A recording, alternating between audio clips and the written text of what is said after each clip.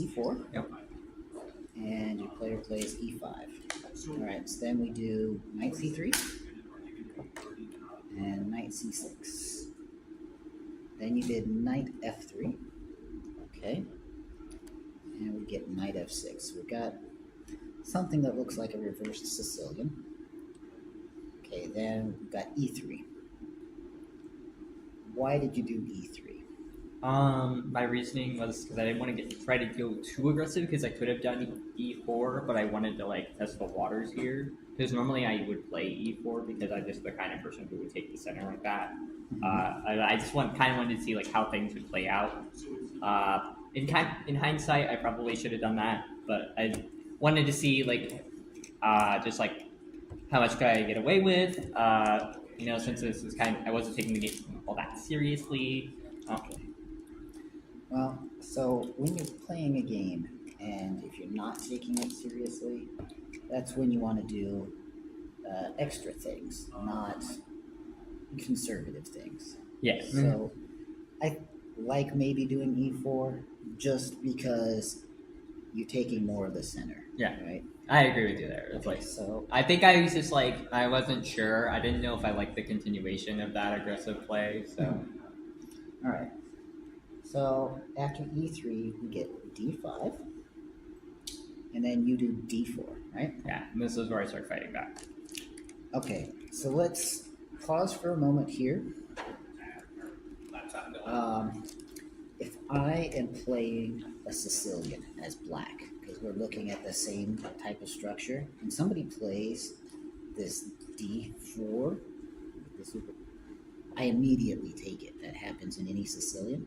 So you're looking at it as white, you would do the same thing. Pop it off. Yeah. And the reason you do that is because once you have him take back this way, right, you can force him to start making your pieces better, right? So as you can see now, you've got more room for your bishop to come out. Now this starts being more protected. Like anytime that you have moves that make your opponent make your pieces better, you want to try and do that. Yeah. Right? And taking that off makes that happen. Yeah, and I end up kind of getting a little bit punished in they hear a little bit when you see that I ended up doing that instead of taking e4. Okay, so we've got our knights here. We've got this. This one's here, right? Yeah. There. All right, so d4. Okay, it's not terrible. Like, I'm glad you're fighting for the center, but it's a lot harder to work with. So you do d4, e takes d. Okay, e takes d. So far, so good. Queen e7, check. All right, and what do? Bishop c. Bishop to e3. Yeah. I like that. Now he does bishop to e6. You can tell he wants to take that pawn off. So what did you do? I did this for some reason, which I didn't. In hindsight, I didn't like because it was. feel like it also wasted a move, but at the same time, it also got my bishop out because it was going to be really hard to fight for this diagonal. Right. So I like that you're getting your bishop out, but we can tell what he wants to do. He wants to take that, and there's no protection for this taking that. So again, if we're playing our Sicilian, when they go for the center, we take it. And when we take that, now he has to respond, right? And now bringing things out, if he takes something, for the most part, it makes your life easier, right? It makes you get more of the center. It opens up things for you, right? Yeah. So leaving that alone, especially when we can tell, because he's lined everything up that he wants to take it, is kind of, it didn't cross your mind. And I know it didn't cross your mind because you played this, right?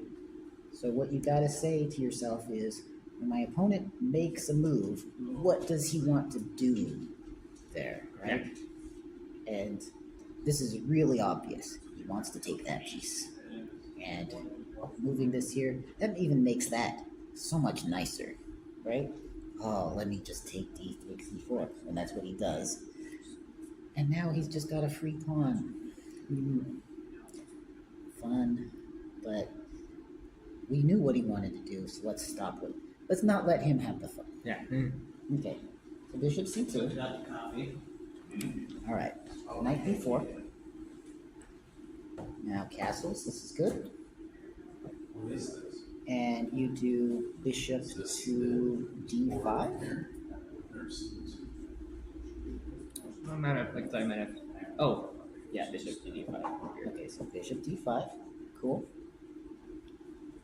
And now we have bishop a4 check. Okay. And he just pulls his knight back, knight c6. He didn't really have any place for it. e3. What are we thinking here? Just breaking this pattern. Yeah, but you just let him kind of make your pawns worse. Because if he takes, even if he takes back, now you've got one single pawn. I actually don't do that. I do this. Right. But you still have just one single pawn. And now the threat is that he's going to trap your bishop. Right? Like, when you single out your pawns, they become targets. So you got to not single them out. Right? Everything in this chess game is trying to get them to be a group that works together. Right? And now you've made these pawns into non-groups that everybody wants to pile up on. Let me get more and more and more coming at you, right? And all these pawns here, they're protecting each other. They're moving in concert. So that's what you got to worry about. So b3, c takes b3, a takes b3, and then he castles long. So we're now back into the game. Bishop takes c6, which is actually probably pretty good because your bishop's not there. Bishop takes c6. I'm going to share it with you. Okay. Rook takes a7, which is pretty good. And then he protects, going back to d6. So far, so good. Knight e5. I like the attacking. Bishop b7. And now queen a1. He's looking to come after you. Alright. We have c6 here. Okay. Rook a8 check. Bishop takes a8. Queen takes a8, even though it says a1 here. Oh, sorry. That's fine.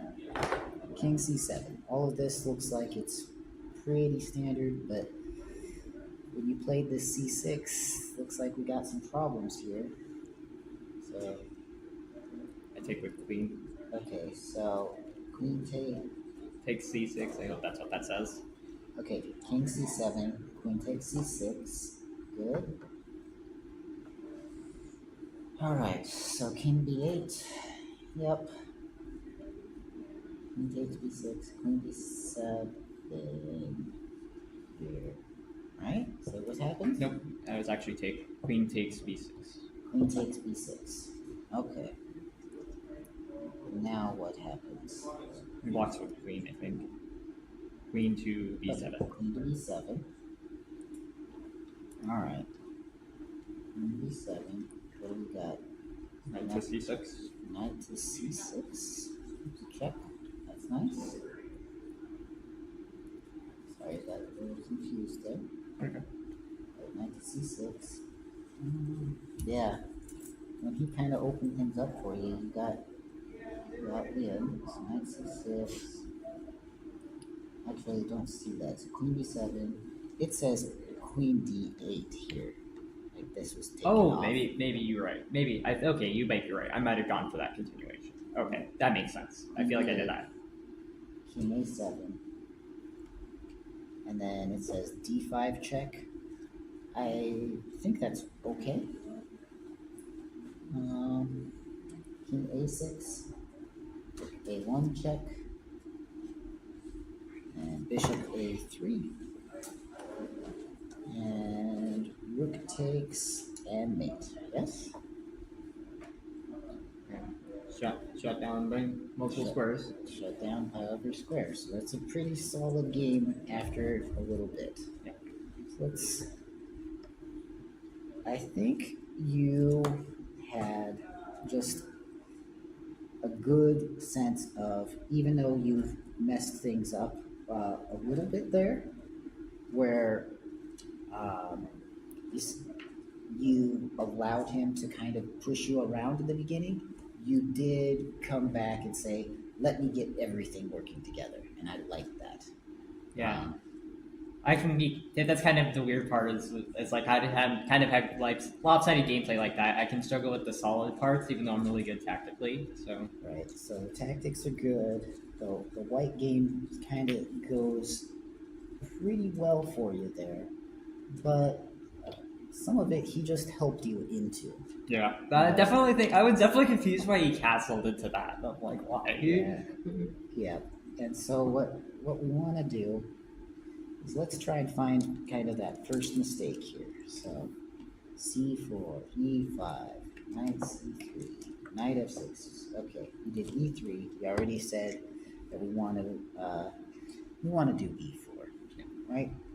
So what I kind of want you to take away from this is, even if you're not taking the game super seriously, Yeah. there are times to just like, why not play like the good move, right? Yes, you can kind of go this way, but Yeah. but when he gets this d5 in, you had problems. Yeah.